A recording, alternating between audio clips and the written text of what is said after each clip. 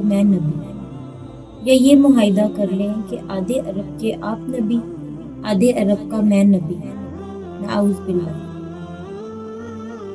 اس کے خط پر نبی نے جواب میں لکھا، میں تو اللہ کا رسول ہوں، جبکہ تو کذاب ہے، چھوٹا ہے۔ جب نبی پاک نے خط میں کذاب لکھا تو فرمانے لگے، کون لے کے جائے گا یہ خط اس کذاب کے دربار میں؟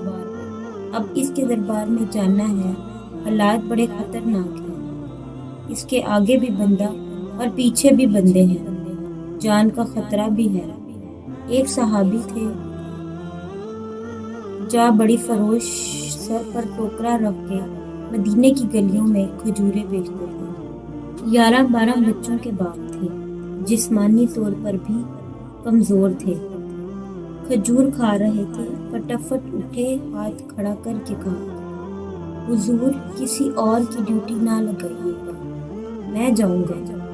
یہ الفاظ جلد بازی میں کہے تو ان کے منہ سے کھجور کے ٹکڑے مجلس میں بیٹھے صحابہ کے چہروں پر گرے۔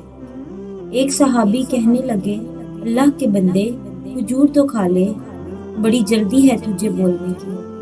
مسکرا کے کہنے لگے، اگر کھاتے کھاتے ڈیوٹی کسی اور کی لگ گئی تو کیا کروں گا، مجھے جلدی ہے۔ اللہ اکبر۔ حضور نے اپنا نیزہ دیا، گھوڑا دیا اور فرمایا، ذرا ڈٹ کے جانا اس کذاب کے گھر۔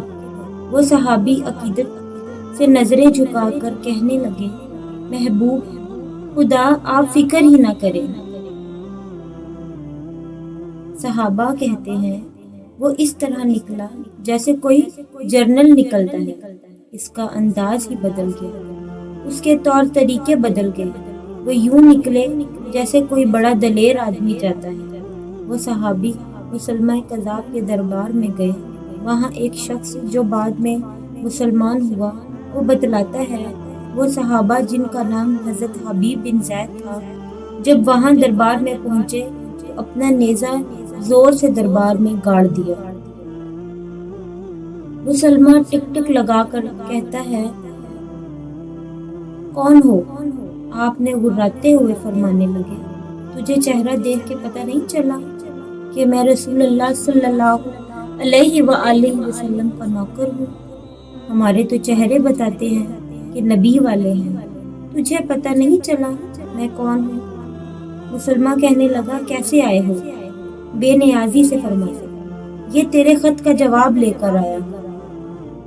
بادشاہوں کا طریقہ یہ تھا کہ وہ خط خود نہیں پڑھتے تھے، ساتھ ایک بندہ کھڑا ہوتا تھا، وہ خود خط پڑھتا تھا۔ تو مسلمہ نے خط اس کو دیا کہ پڑھو۔ جب اس نے خط پڑھا تو اس میں یہ بھی لکھا تھا، تو کذاب ہے۔ یہ جملہ وہاں موجود سب نے سن لیا، اکیلے میں ہوتا تو بات اور تھی، اور آگ بگولا ہو گیا، آنکھیں سرخ ہو گئی۔ سامنے حضرت حبیب رضی اللہ تعالیٰ عنہ بن زید تھے، تنے کھڑے تھے، غصے میں تلوار لے کر اٹھا اور کہنے لگا، تیرے نبی نے مجھے کذاب کہا ہے، تیرا کیا خیال ہے؟ حبیب بن زید مسکرا کے فرمانے لگے، خیال والی بات ہی کوئی نہیں، جیسے میرا نبی کذاب کہے وہ ہوتا ہی کذاب ہے، تو 7 سمندروں کا پانی بھی بہا دے تو بھی تیرا جھوٹ نہیں دھل سکتا۔ مسلمہ غصے کی شدت سے کانپتے ہوئے کہنے لگا، تو پیچھے پلٹ کے دیکھ، سارے میرے سپاہی، میرے پہرے دار، تلواریں، نیزے، خنجر، تیر، سب تیرے پیچھے کھڑے میرے ماننے والے ہیں۔ حضرت حبیب بن زید رضی اللہ تعالیٰ عنہ فرمانے لگے، میرے 12 بچے ہیں، ان میں سے کچھ ایسے ہیں جو دودھ پیتے ہیں، کچھ ایسے ہیں جنہوں نے بھی چلنا نہیں سیکھا۔ جب میں رسول اللہ صلی اللہ علیہ وسلم کا پیغام لے کے نکلا تھا تو میں نے پلٹ کے بچے نہیں دیکھے، تو تیرا پہرے دار کیسے دیکھ لوں؟ جو جی میں آتا ہے کر، غلام محمد صلی اللہ علیہ وسلم جان دینے سے نہیں ڈرتے۔ مسلمان نے زور سے تلوار ماری، بازو کٹ کے گر گئے۔ کہنے لگا، اب بول، اب تیرا کیا خیال ہے؟ آپ فرمانے لگے، تو بڑا بے وقوف ہے، ہمیں آزماتا ہے، ہمیں تو بدر سے لے کر احد تک سب آزما چکے ہیں، تو ابھی بھی خیال پوچھتا ہے؟ میرا خیال وہی ہے جو میرے نبی نے فرمایا۔ مسلمان نے پھر تلوار ماری، دوسرا ہاتھ کٹ گیا، کہنے لگا میں تجھے قتل کر دوں گا، باز آ جا۔